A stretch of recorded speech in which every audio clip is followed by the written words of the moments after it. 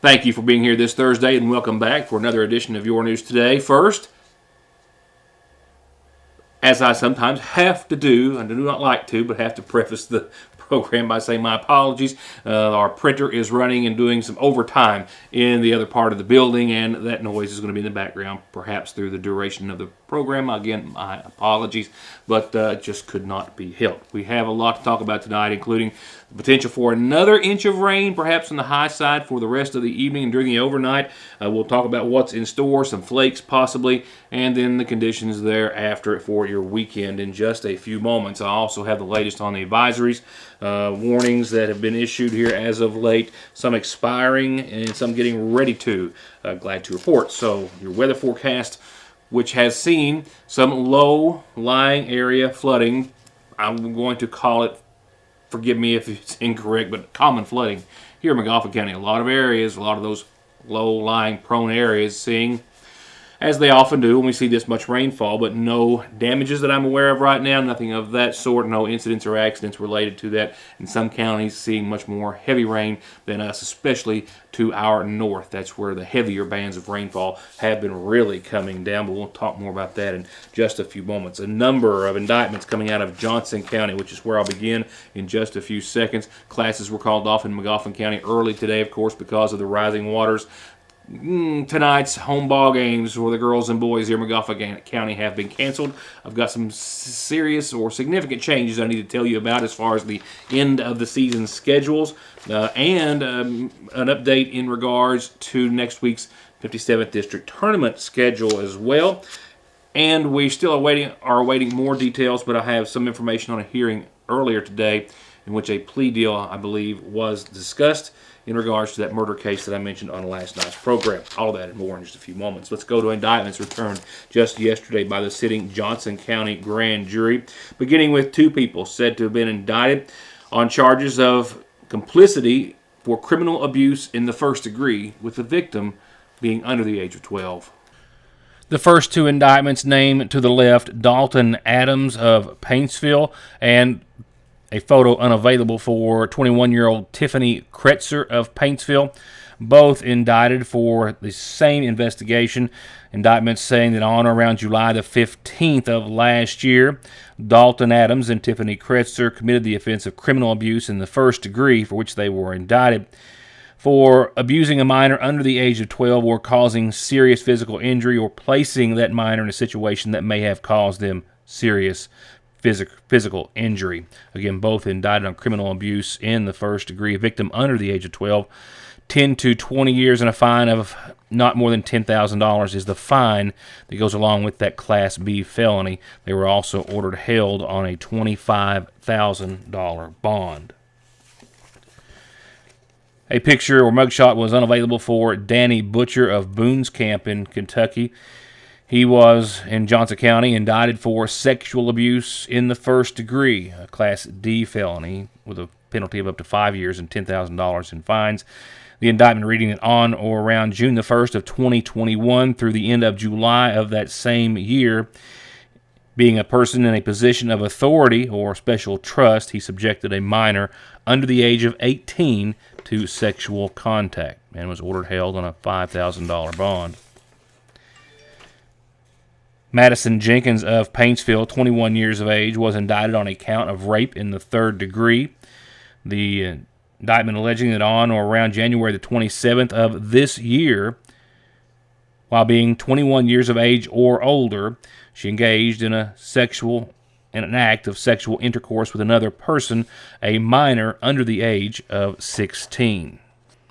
23-year-old Cameron Mollett of Nippa was indicted for receiving stolen property over $1,000. This for back on February the 1st of this year, just a few weeks ago, being found in possession of stolen property, specifically copper wire, specifically copper transmission wire, stolen from AT&T with a value of over $1,000.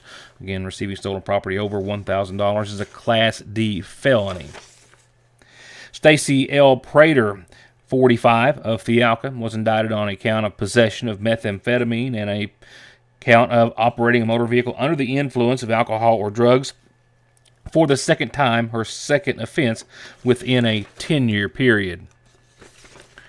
And Kenneth Holbrook, 47, of Paintsville, was indicted on account of theft by deception over $10,000. We're still trying to find out some more details, but the indictment alleges that on around August the 13th through June the 3rd of 2022, that he knowingly and unlawfully obtained almost $51,000 in payment by deception from a Paintsville woman with the intent of depriving her of an actual amount of $50,858 by creating or reinforcing a false impression.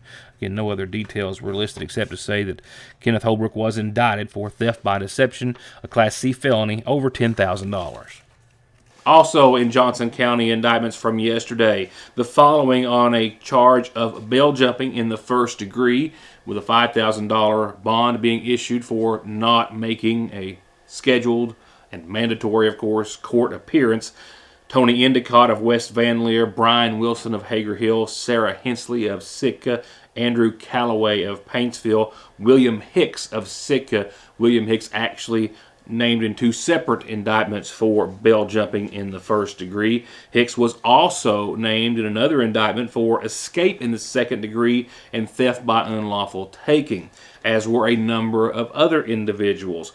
Now, this group of indictments stems from charges of escape in the second degree, as I said, and theft by unlawful taking, meaning or indicating that they escaped or left a residence they were ordered to be held under home incarceration for or by, if you will, and in doing so as well stole, according to the courts, about a $1,300 to $1,600 ankle monitoring device in the process, that not being returned to the court system. So, for escape in the second and theft by unlawful taking, Mr. William Hicks, as before mentioned, as well as Sarah Hensley of Inez, Donnie Bowen of Hager Hill, Sean McGuire of Saggersville, and Darren Conley of Louisa. Conley was also indicted for being a persistent felony offender in the second degree for having at least one prior felony on his record. And a Melissa Wolford of Louisa was indicted on a single charge of theft by unlawful taking for the monitoring device. I'll be right back. At Golden Law Office, our attorneys previously represented the nation's largest insurance and trucking companies, handling cases involving serious personal injury and death. We know their strategies, how they will defend the case, and what factors drive large settlements. The attorneys at Golden Law Office can use this inside knowledge to ensure your case is handled effectively and aggressively. Hiring Golden Law Office provides you with a strategic advantage. Call Golden Law Office today. I'm Bill Tinker. I've spent the past 19 years defending insurance companies in car crashes, truck crashes, and slip and falls.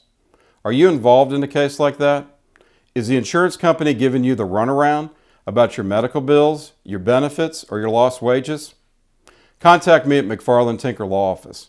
With our combined experience of over 58 years, we're here ready to work for you. You've read about him in the books. You've seen him at the movies. Everyone loves Paddington Bear. The charming, accident-prone, marmalade-loving bear is headed to the Mountain Arts Center on February 27th. This hilarious, fun-filled comedy is filled with mischief, mayhem, and a whole lot of mess. A hysterical show for the whole family to enjoy. Don't miss Paddington Gets in a Jam. Get your tickets today at macarts.com. This presentation is partially sponsored by the Kentucky Arts Council. AppalachianWireless.com is here to make your life easier and save you money. Sign in or create a self-care account to pay bills, view usage, or check contract dates. You can also apply for paperless billing and auto pay to save up to $5 per phone per month on postpaid plans. Forward pay customers, you can also renew or change your plans and pay your bills online as well. It's self-care at AppalachianWireless.com because we are you. We are Appalachian Wireless. Ratliff & Ratliff Family Dentistry, locally and family owned since 1969, is now proudly providing treatment for headaches, jaw and muscle pain. They offer trigger point therapy along with Botox to effectively treat and reduce symptoms of TMJ pain. And Dr. Beth Ann, member of the American Academy of Facial Aesthetics, also offers Botox therapy and dermal fillers for all of your cosmetic needs. Call 349-2812 to schedule an appointment and allow their highly trained and friendly staff to take care of all your dental and cosmetic needs.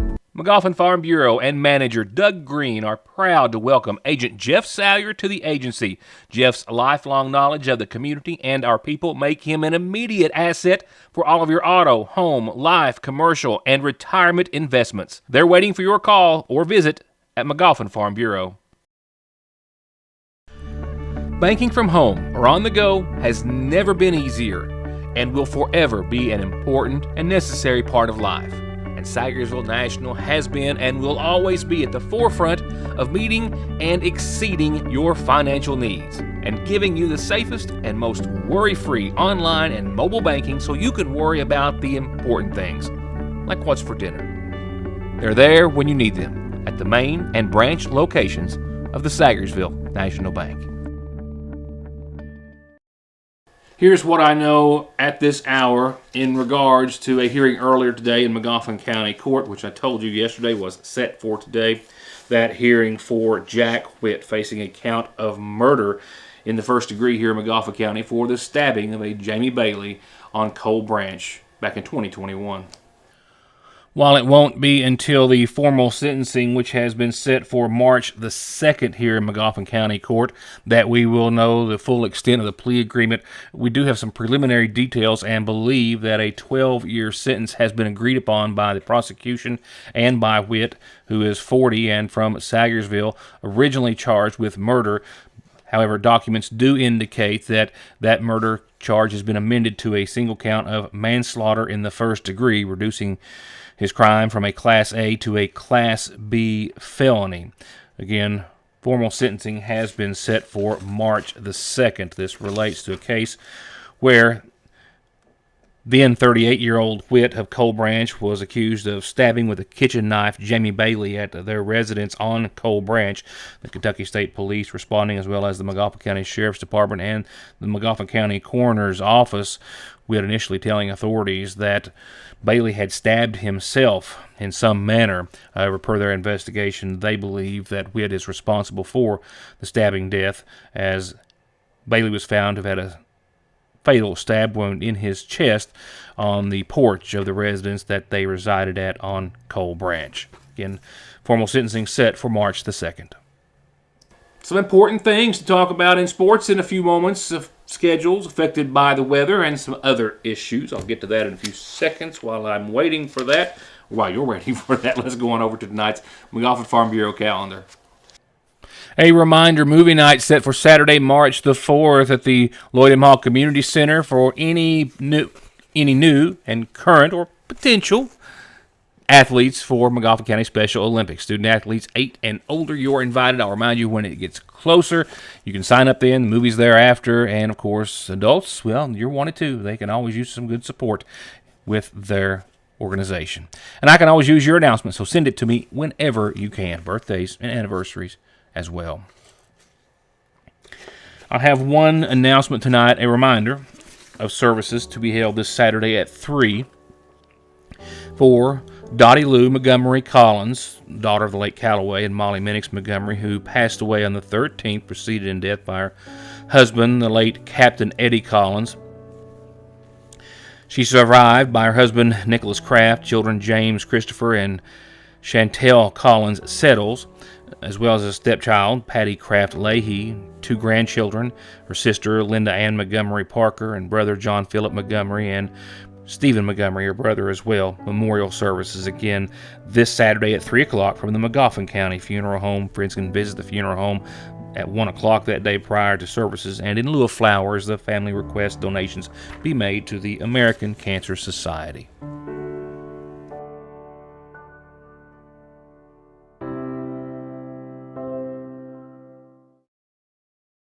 The reassurance of getting your medications and over-the-counter needs at Sagersville's oldest and most trusted pharmacy, the convenience of curbside pickup and call-ahead service, and the fact that you can walk in, order to go, or sit down and get gourmet quality hot fudge brownies, nachos, shakes, coffees, hot dogs with homemade sauce, desserts, and more makes it more than your hometown Good Neighbor Pharmacy.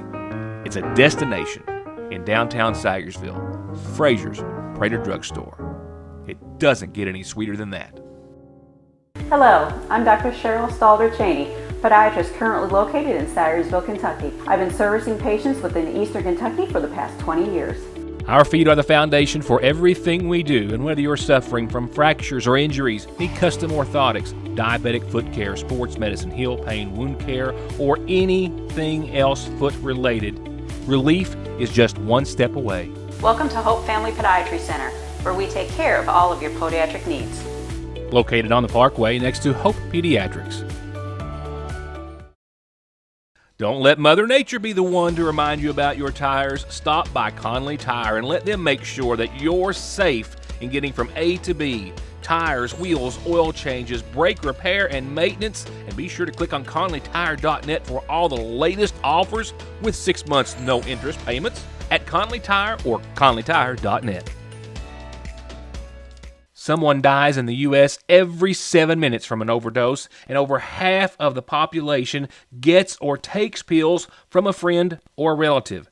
And about 46 million and counting are exposed to narcotics in their drinking water. So don't toss them, flush them, or leave them lying around. Safely dispose of your unneeded meds anytime at Parkway Pharmacy, where you can always talk to a pharmacist when you need one.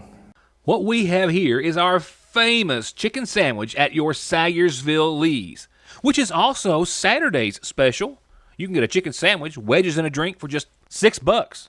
Friday's special is a liver or gizzard dinner with 2 homemade sides and a biscuit for just $5.79 plus tax. Let's recap. Chicken sandwich, Saturday special, or get it any day of the week. Fridays, livers or gizzards at your Sayersville Lee's famous recipe. Yeah, very important. Look at your weather up next right after we get you caught up to date on some schedule changes for the boys and the girls here in McGoffin County. Of course, school out earlier today. Classes let out early because of the rising waters, which, of course, is well canceled tonight's what were to be final games and most definitely final home games for the Lady Hornets and our Hornets. Yeah, it looks as though we've already had our final home game for the boys and the girls. It's going to be a fun one tonight. Really looking forward to making my way up there, but we'll have to just wait till district tournament action next week to see our Hornets and Lady Hornets again. The boys were supposed to, of course, hosted Floyd Central tonight, and due to the weather, of course, and the water, well, that has been canceled. However, their regular season is not over. Coach Castle, I talked to him a few moments ago. He's been on the phone all day, and he found a game. But it's a road game, and it's at Phelps tomorrow night. Phelps actually was supposed to have their senior night tonight, and it got canceled due to the weather, so they needed a game. And Coach Castle said that sounds great, so they're traveling up there tomorrow to Phelps for the last regular season game. The boys right now 15-10, 5-1, and of course the number 1 seed, as we know, in the 57th district tournament, which starts next week on Monday. But we'll go through that schedule in just a few seconds. The Lady Hornets, well, they are now done. And tonight's cancellation will put the end to their regular season, and they are now, of course, waiting over the course of the weekend to get ready for tournament action next week. They were looking forward to wrapping up tonight. I'm sure they were hoping to have another win against Jenkins tonight, which would have made their 7th win in a row, but they'll have to settle for 6. They will also be settling for Game 2 on Monday night. There's been a scheduling change. Martin County, I think they had a scheduling conflict themselves, and with something else going on with their administration for the same time or that evening. So the Martin and McGoffin County game, which was to be Game 1, has been bumped to Game 2 Monday night. So 6:30 Monday night at Paintsville. It will be the girls' round of Johnson Central and Paintsville at 6:30, and then McGoffin and Martin County will be Game 2 that night, next Monday at 8 o'clock. They just flopped them is all they did. And the championship for the ladies will be 7 o'clock next week. The boys' schedule still stays the same. You've got your 1 and 4 seed, McGoffin County and Paintsville in the boys' bracket, Tuesday night at 7. Then the 2 and 3 seeds, Wednesday night at 7, that being Central and Martin County. And the boys' championship will be Friday at 7. So still a big, exciting week of 57th District action all week long at Paintsville. And here on Your News Today. Now, very importantly, let's talk about your weather forecast. We've already seen what's added up to at least 1.5 inches of rain for a lot of us. Some folks are seeing more than that. We're all going to see some more as well. The National Weather Service actually issued a flash flood warning in effect for parts of McGoffin, Morgan, and Breathitt. It does expire right now, scheduled to at 7:30. That's in response to that last thunderstorm that rolled through. You may have seen the lightning and heard the thunder there just a few moments ago. I could see it and hear it over my shoulder over downtown Sayersville. That sale, if you want to call it that, has since passed, and we are still, however, looking toward, I should say, more correctly, more rain during the rest of the overnight. It's going to continue to add up and continue to make those common low-lying areas that we really are most, I think, everyone at this point familiar with, become an issue. So please don't take them for granted and keep your eye on any water levels that may affect you or your family or neighbors. Again, that flash flood warning expiring right now, set to at 7:30. And here's how the rest of your overnight and your tomorrow and your weekend break down in your Licking Valley RECC 7-day. Showers and thunderstorms, we know, still happening. We're still going to see them. We will see 35 degrees tonight. Breezy conditions. We've seen winds upwards of 30 miles per hour at some time, and we will still continue to see those for the foreseeable future. And new rainfall amounts anywhere from 3/4 of an inch to an inch for the rest of the evening, adding insult to injury for the rest of your the rest of your Thursday, with Friday looking like, I'm going to say classes have not been canceled off to my knowledge as of this hour, but I'll be surprised if they have any with another inch of rain coming. So look for that call, I do believe, if you haven't had one already.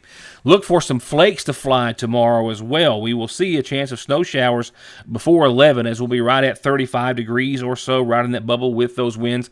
We'll see some flakes. It's not going to add up, of course, to anything on the ground. But with that, after, say, 11 or 12, we'll be above freezing, and we'll see possibly some snow and mixed to rain thereafter. And then it's just going to be gone. Conditions will clear up, and we will see, I think, mostly cloudy skies by tomorrow night become clear, and we'll see 24 for tomorrow night. Winds are still going to be significant out of the northwest, up to 17 miles per hour tomorrow night. Look at your Saturday, though, finally, 47 and sunny. Sunday, 56 and mostly sunny. That's a pretty good recovery. Monday, 55, partly sunny. With that, though, starts a continued chance of showers pretty much all week long, with temperatures very comfortable.